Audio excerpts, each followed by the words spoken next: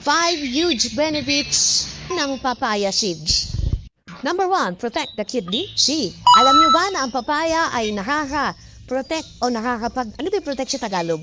Maraming problema sa Pilipinas ngayon, kaya po dumami ang dialysis center. Dahil napakaraming Filipinos ang nagme-maintain ng synthetic medication. At dahil may maintenance ka, yung side effect nun, makakasira kay kidney. So how can we protect kidney from acquiring such diseases as chronic kidney disease or renal or kidney failure?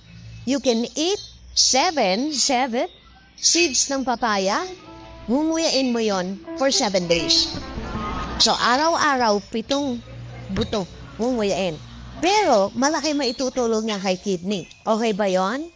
Yung mga manginginom, yung mahilig mag-inom, drinkers, kung gusto nyong matanggal ang inyong hangover, pwede kayong ngumuya ng 7 papaya seeds. Oh, yeah. Mapoprotektahan pa niya ang kidney tsaka liver mo. Number 2, help cleanse the liver.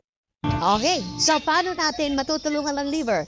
Karamihan sa mga nagkakaroon ng sakit sa liver ngayon, unang-una, fatty liver, nababalutan ng taba, that may lead also to liver cirrhosis. Ang liver cirrhosis is early detection that your liver can have a hepatocellular carcinoma or pwedeng mauwi sa liver cancer. So, paano natin maiiwasan yan? Makinig, ha?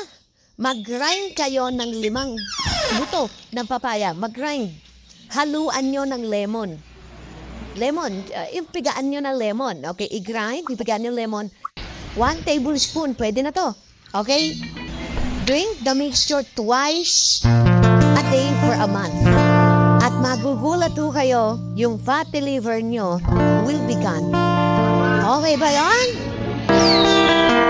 Number 3. Okay, improve intestinal health. Yung amoebiasis, isang parasite. That is an intestinal parasite. So, para po mag-get rid daw ito at hindi tumibay. Ayan. So, kukuha ho kayo ng buto ng papaya, ibilad ninyo, patuyuin, nga.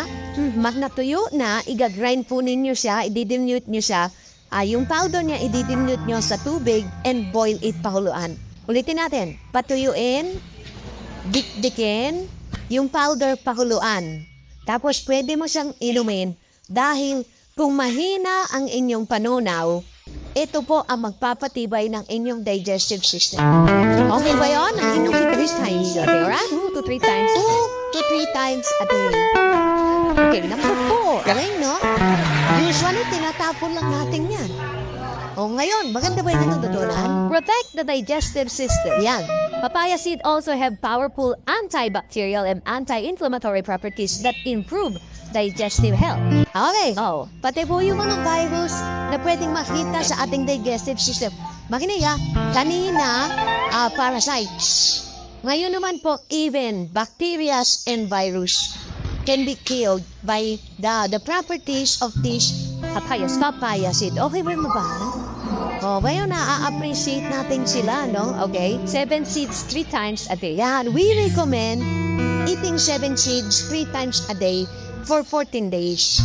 So, i-rewind nyo kung para matanda. Ano yung sinabi ni Doc? Gano'ng katagal? I-rewind nyo po ito. Panoorin nyo ulit. Nakasulat naman daw kung paano. Depende kung saan nyo gagamitin. Okay. Next. Okay, number 5. Absorb excess fats and sugars. Yan. Here's another of the most important benefits of papaya seeds. Papaya seeds also have a fat burning effect on your body because they have the ability to stop the body from absorbing excess fats and sugar.